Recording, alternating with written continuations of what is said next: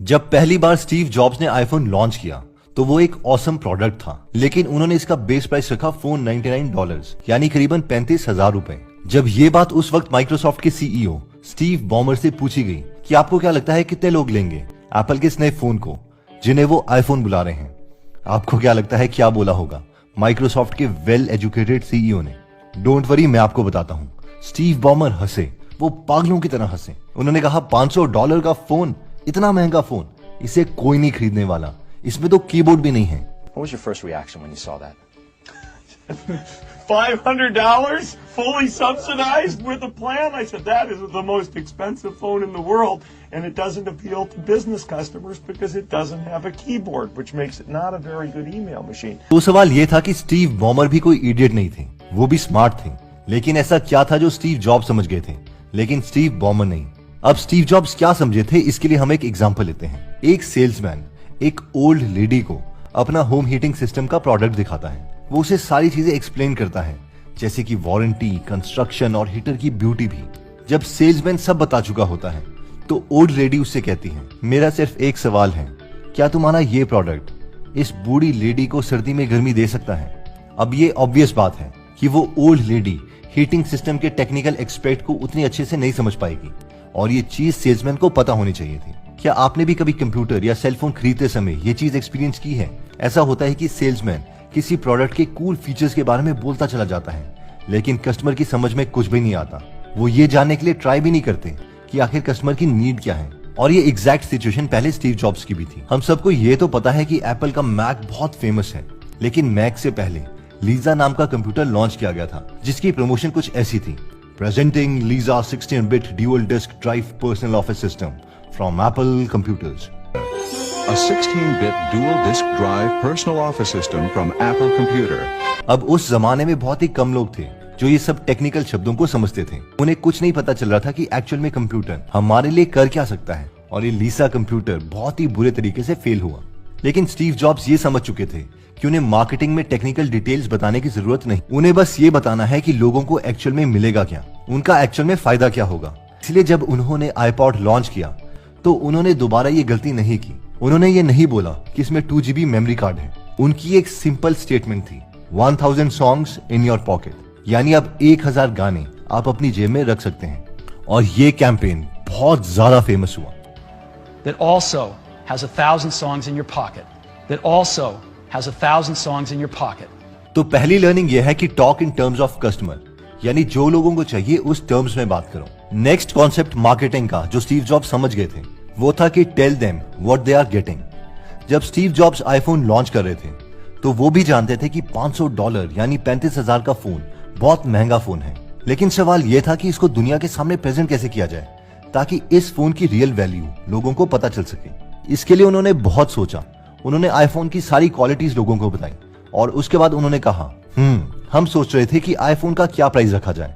अब हमारे iPhone 3 devices की तरह काम करता है। पहला आईपॉड, क्योंकि ये गाने प्ले कर सकता है। सेकंड फोन, क्योंकि इसमें फोन भी है। और थर्ड इंटरनेट, यानी अब फोन में ही आप इंटरनेट चला सकोगे। और ये कहने के बाद उन्होंने उसका प्राइस बताया। देखो, आईपॉड की कीमत मार्केट में $199 है। एक अच्छी क्वालिटी का फोन मार्केट में $299 का आता है। तो अगर हम इन दोनों का प्राइस मिला भी दें तो भी ये $499 बनता है। लेकिन हमारे फोन में तो इंटरनेट भी चलता है, इसका कितना प्राइस चार्ज करना चाहिए? फिर वो चुप हुए और उन्होंने कहा, इसके लिए हम कुछ चार्ज नहीं करेंगे, हम इसे फ्री में आपको देंगे। यानी इस आईफोन की कीमत हम सिर्फ $499 ही रखेंगे। अब एक्चुअल में आईफोन एक रेवोल्यूशनरी प्रोडक्ट था। अगर किसी ने भी उस वक्त आईफोन यूज किया है जब ये प्रोडक्ट लॉन्च हुआ था तो उन्हें पता होगा कि उस वक्त ये बिल्कुल मैजिक ही लग रहा था। कोई भी फोन इसके आसपास नहीं था। मैक्सिमम लोग गलती ये करते हैं कि वो सोचते हैं कि अगर हमारा प्रोडक्ट अच्छा है तो कस्टमर खुद ब खुद आएगा। लेकिन स्टीव जॉब्स ऐसा नहीं सोचते थे। उन्हें पता था कि मार्केटिंग प्रोडक्ट का ही हिस्सा है। अगर वो इस तरीके से उसका प्राइस नहीं बताते तो किसी को भी रियलाइज नहीं होता कि एक्चुअल में ये इतना ही वर्थ है और इतनी बड़ी इन्वेंशन, इतने इंजीनियर्स की सालों की मेहनत ऐसे ही वेस्ट हो जाती। इसीलिए हमारी सेकंड लर्निंग ये है कि tell them what your customers are getting, यानी उन्हें बताओ कि उन्हें मिल क्या रहा है। नेक्स्ट पॉइंट कहता है कि be a great story teller. ये पॉइंट कहता है कि ग्रेट मार्केटर्स अपने प्रोडक्ट को स्टोरी की फॉर्म में कहते हैं। फॉर एग्जाम्पल, एक मूवी है एक्समैन फर्स्ट क्लास। तो इसमें होता यह है कि नाजीज को पता चल जाता है कि एक बच्चे के पास कोई स्पेशल पावर है और वो उसे बोलते हैं कि इस कॉइन को अपनी पार से हिला के दिखा वरना हम तेरी माँ को मार डालेंगे। वो बहुत कोशिश करता है लेकिन उससे वो कॉइन नहीं हिलता और उसके बाद वो ऑफिसर गुस्सा हो जाता है और उसकी माँ को मार डालता है। पहले वो लड़का डरता है, फिर वो डर गुस्से में कन्वर्ट हो जाता है और उस रूम में जो भी चीजें पड़ी होती हैं वो उसे अपनी पावर से बहुत ही बुरे तरीके से तहस नहस कर देता है। अब जस्ट इमेजिन कि मैग्नेटो अपनी स्टोरी कुछ ऐसे बोल रहा है, कुछ नहीं यार, जब मैं कंसंट्रेशन कैंप में था बचपन में तो नाजीज ने मुझे पकड़ा, मेरी माँ को मार दिया और मुझे बहुत गुस्सा आ गया। इन शॉर्ट आप समझ गए होंगे। अगर आप ग्रेटेस्ट एंटरप्रेन्योर्स भी देखो तो वो भी अपने प्रोडक्ट की बहुत ही इंटरेस्टिंग वे में स्टोरी बताते हैं। अगर हम स्टीव जॉब के आईफोन की बात करें तो उन्होंने ऐसे ही आईफोन को रिलीज नहीं कर दिया था। पहले उन्होंने कहा कि हम एक्चुअल में 3 प्रोडक्ट्स लॉन्च करने वाले हैं, फिर बाद में कहा कि एक्चुअल में ये तीनों प्रोडक्ट एक ही हैं और ये आईफोन है जो किसी भी एग्जिस्टिंग प्रोडक्ट से बेहतर है। An iPod, a phone, and an internet communicator.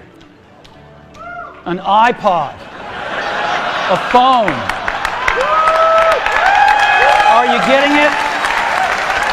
Even कि जब इलॉन मस्क टेस्ला के ट्रक को लॉन्च कर रहे थे तो वो अपने ट्रक की खूबी बता रहे थे कि ये 0 से 5 सेकंड में 60 माइल्स पर आवर की स्पीड अचीव कर सकता है, लेकिन इन्होंने इसे इतने सिंपल वे में नहीं बताया वरना कोई भी इसमें इंटरेस्टेड नहीं होता। उन्होंने इसके लिए स्टोरी बताई, एक एनिमेशन यूज की कि देखो ये है टेस्ला का ट्रक और ये है एक आम ट्रक। अब क्योंकि टेस्ला का ट्रक बहुत जल्दी अपने डेस्टिनेशन तक पहुंच गया तो उन्होंने कहा बोर मत होना, इस आम ट्रक को अपने डेस्टिनेशन में पहुंचने में अभी थोड़ा टाइम लगेगा।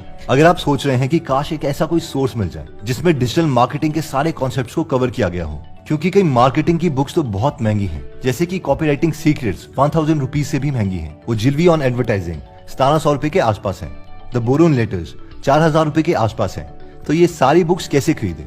या फिर अगर इनके कोर्सेज भी करने जाओ तो कई लोग तो अपनी नॉलेज शेयर ही नहीं करना चाहते और $1500 तक ये कोर्सेज बेच रहे हैं, यानी 1,12,500 रुपए के आसपास। तो डू नॉट वरी, मैंने ये सारी बुक्स भी पढ़ी हैं और हाँ, ये 1,12,000 रुपए वाला कोर्स भी किया है। वो बात अलग है कि उस वक्त ये कोर्स 71,000 रुपए के आसपास था और मैंने इन सब कोर्सेज और बुक्स की नॉलेज को कंडेंस करके एक कोर्स बनाया है और वो भी हिंदी में है विद माई एक्सपीरियंसेस ऑल्सो। तो अब अगर मैं आपसे पूछूं कि इस कोर्स की वैल्यू कितनी होनी चाहिए, डू नॉट वरी, हम सिर्फ अपनी ऐप को सपोर्ट करना चाहते हैं और इतना हम आपसे चार्ज नहीं करेंगे। इस कोर्स की वैल्यू लाखों में नहीं बल्कि 1047 रुपीज रखी गई है। और इतना भी नहीं, आज के दिन यानी 10 अप्रैल 2022 को हम ये कोर्स 447 रुपीज का प्रोवाइड करेंगे। साथ में जो आज ये कोर्स लेगा उसे हम गीगल ऐप की सब्सक्रिप्शन में 30 डेज फ्री देंगे, यानी आप 1000 से ज्यादा बुक्स की समरीज को हिंदी में सुन सकते हो या डाउनलोड कर सकते हो, जिनकी अगर सिर्फ बुक्स की वैल्यू ही हम ऐड कर दें तो वो भी 7,59,233 रुपीज के आसपास आती है। अब ये ऑफर सिर्फ 10 अप्रैल 2022 को ही अवेलेबल है। तो अगर आप इस कोर्स में इंटरेस्टेड हैं तो आप फर्स्ट कमेंट या डिस्क्रिप्शन में दिए गए लिंक में जाके आप इस एप्लीकेशन को डाउनलोड कर सकते हैं और वीडियो सेक्शन में जाके इस कोर्स को बाय कर सकते हैं। एनीवेज, इस वीडियो में हमने देखा कि रिच बनने के लिए बिजनेस इंपॉर्टेंट है और बिजनेस को सक्सेसफुल बनाने के लिए मार्केटिंग इंपॉर्टेंट है। तो मार्केटिंग को इंप्रूव करने के लिए हमने 3 स्टेप्स देखे, जिसमें सबसे पहला स्टेप था कि talk in terms of people, जिसमें हमने स्टीव जॉब्स की स्टोरी देखी कि कैसे पहले वो अपने कंप्यूटर्स के टेक्निकल फीचर्स बताते थे, लेकिन फिर वो कस्टमर के पर्सपेक्टिव से मार्केटिंग करने लग गए, जिसकी वजह से उन्हें ज्यादा सक्सेस मिली। हमने देखा था कि tell people what they will get, यानी अगर आपको विश्वास है कि आपका प्रोडक्ट अच्छा है तो आपको बताना ही पड़ेगा कि पब्लिक को आपके प्रोडक्ट से क्या क्या मिलने वाला है। इसमें हमने स्टीव जॉब्स के बारे में देखा कि आईफोन अच्छा प्रोडक्ट था, लेकिन उन्होंने फिर भी बताया कि उसमें आईपैड का फीचर है, इंटरनेट का फीचर है और फोन भी है। अगर वो नहीं बताते तो पब्लिक उनके प्रोडक्ट को उनके पर्सपेक्टिव से नहीं इमेजिन कर पाती। इसके बाद हमने वीडियो कोर्सेज की बात की थी, जिसका लिंक डिस्क्रिप्शन में दिया गया है और ऑफर सिर्फ आज के लिए अवेलेबल है। इसके बाद हमने देखा कि greatest entrepreneurs are also greatest story tellers, जिसमें हमने स्टीव जॉब का एग्जाम्पल देखा कि उन्होंने आईफोन को दुनिया के सामने कैसे लॉन्च किया